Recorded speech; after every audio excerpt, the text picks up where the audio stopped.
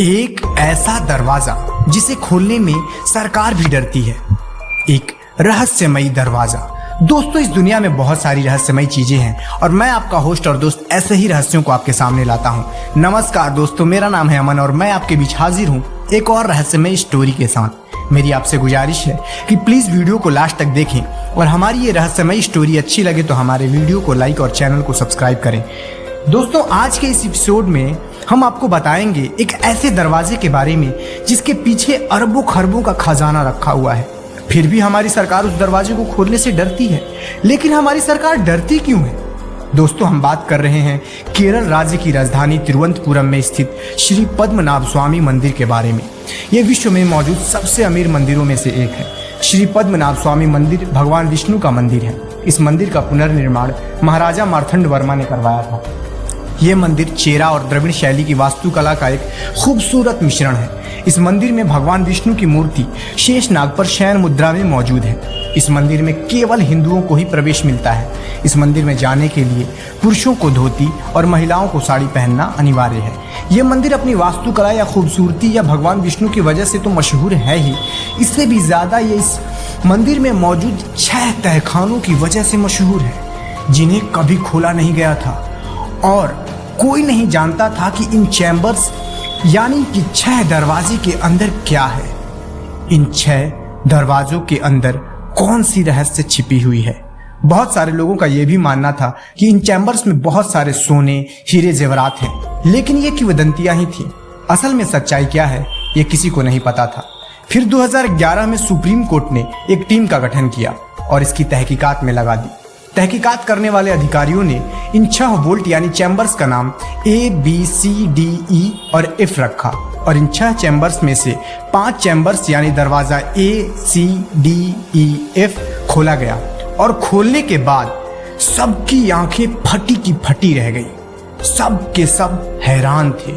इन 5 chambers से इतने सारे धन की प्राप्ति हुई थी कि आप यकीन नहीं कर सकते। जी हाँ दोस्तों, इन 6 में से 5 चैम्बर्स से 1 लाख करोड़ की धनराशि प्राप्त हुई थी, जिसमें सोने की मूर्तियां, सोने के सिक्के, हीरे जेवरात, सोने की थालियां आदि मौजूद थी। इसलिए इस मंदिर को देश का सबसे अमीर मंदिर कहा जाता है। लेकिन अभी 6ठा दरवाजा यानी वोल्ट नंबर B को खोलना बाकी था। कहा जाता है कि जितना धन इन 5 वोल्ट से मिला था उससे कई ज्यादा यानी 1 लाख करोड़ से भी कई गुना ज्यादा इस तहखाने यानी वोल्ट नंबर B में मौजूद है। तो जब ऐसी बात है तो सरकार ने यह दरवाजा क्यों नहीं खुलवाया?